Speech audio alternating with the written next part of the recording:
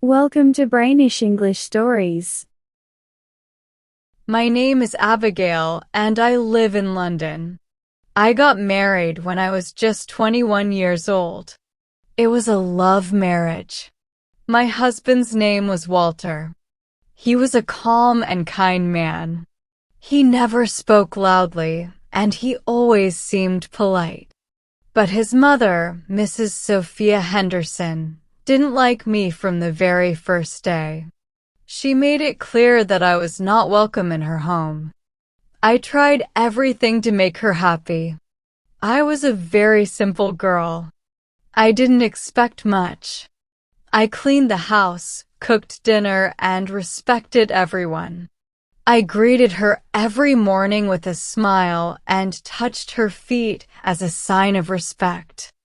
I loved her like my own mother. But in return, I never received a smile, not even once. Her eyes were cold, and her words were always sharp.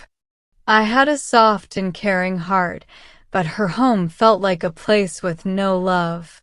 After 1 year of marriage, I got pregnant. I was very happy. I began to imagine my future with my child. I thought about his first words, his tiny fingers, his sweet smile. Every night, I would put my hand on my belly and talk to my baby. But in the 7th month, something went terribly wrong. One morning, I felt a sudden pain in my stomach. I cried out in fear and pain. I screamed. My husband took me to the hospital. My hands were on my belly, and I prayed to God, please save my baby. Please. After a while, the doctor came out. His face looked serious. He sat beside me and said, I am very sorry. Your baby did not survive. At that moment, time stopped for me. I couldn't move. I couldn't breathe. I couldn't even cry. My baby, my world, was gone before I ever got to hold him. After that day, I was not the same. I became weak. My body hurt, but my heart hurt more. I stayed inside my room. I didn't talk. I didn't eat. I just cried quietly. My mother-in-law stood outside my door and said loudly, she is unlucky. She brought death into this house. Her words hurt me. I wanted someone to hold me and tell me it wasn't my fault, but I received only hate. My husband, Walter, slowly became distant. He no longer asked how I felt when I cried. He didn't try to make me feel better. He just turned away from me. I was falling apart, and he didn't even notice. One day, he came into the bedroom and said, maybe you're just not meant to be a mother. My heart broke that night. I cried and cried until I had no tears left. I held my pillow and asked God, why me? Months passed. I went to doctors. I took every medicine. I prayed every single night. But still, I couldn't get pregnant again. Then, one evening during dinner, my mother-in-law shouted in front of the whole family, she will never give us a child. She is useless. My heart broke. I felt so small, like I didn't matter at all. I ran to my room and locked the door. I cried and cried until my whole body hurt. I felt empty. I felt like I wasn't a real woman. I felt invisible in that house. No one came to ask me how I was, not even Walter. I was all alone with my pain. And then, something happened that destroyed my life completely. One day, my mother-in-law told Walter she's meeting someone else. That's why she doesn't want a baby. It was a lie, but Walter believed her. He looked at me with cold eyes and said, I want to divorce Abigail. Leave this house tonight. I was frozen. My heart stopped beating for a second. I slowly packed my things. My hands were shaking. I wanted to scream, but I did nothing. I walked out of that house alone, like trash thrown away. And just like that, my world fell apart. I had nowhere to go, no family to help, no one to call. I rented a small room on a quiet street to survive. I needed money to pay rent and buy food, so I began working at a small gift shop. Then one afternoon, a man walked into the shop. His name was Walker.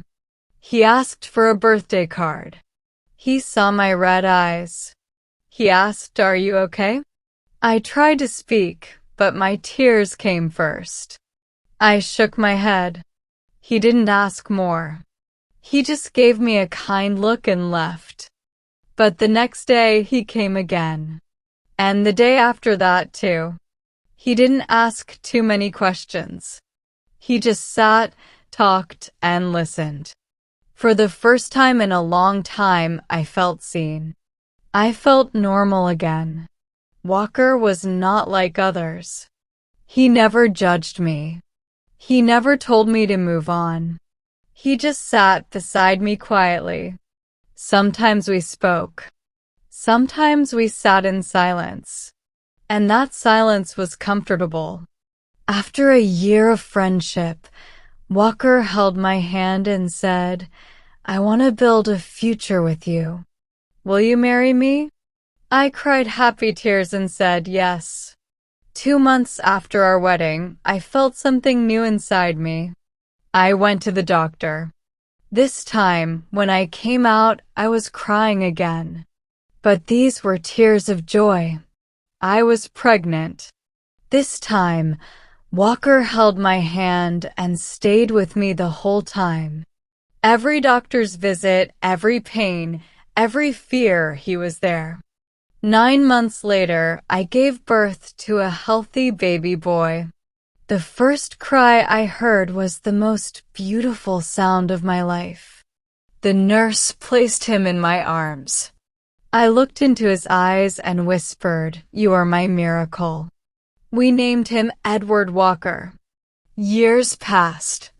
Edward grew fast. He was kind, smart, and loving, just like Walker. One day, his school called me for a meeting. I held Edward's hand and walked into the principal's office. I froze. Sitting behind the desk was Walter, my ex-husband. He looked at me, then at Edward. His eyes were full of shock and regret. He stood up slowly and said, "Abigail." I nodded. He looked at Edward again and asked, "Is he your son?" I said, "Yes, he is my son." Walter said nothing, but I saw his eyes fill with tears. Maybe he remembered everything. Maybe he understood what he had lost. But I was not that broken girl anymore. I had peace. I had my life. Now I live in Bristol. I run a small center for women who feel broken, just like I once did. Women who have lost babies. Women who are blamed and judged. I sit with them. I listen to them. I hold their hands and say, "You are not broken. You are not unlucky. You are strong. God has a plan for you." Sometimes pain comes before joy. People said I was useless, but today I am a mother. I am a woman of strength.